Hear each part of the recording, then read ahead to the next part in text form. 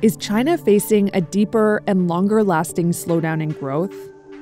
From retail sales to industrial output, July's numbers fell short of expectations.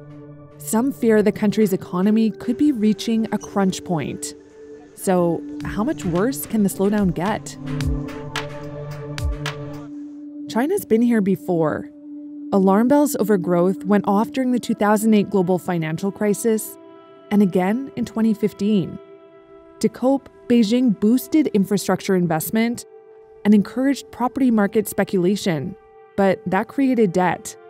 And the property bubble has already burst.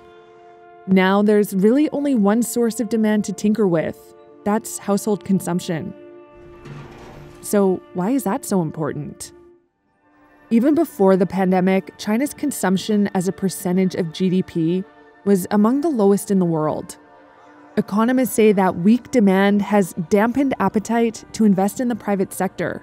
In fact, the gap between consumption and investment is deeper than Japan's was before it entered its so-called lost decade of stagnation in the 1990s. And remember post-pandemic revenge spending? Well, unlike the West, that never really happened in China. People were largely left to fend for themselves during the health crisis.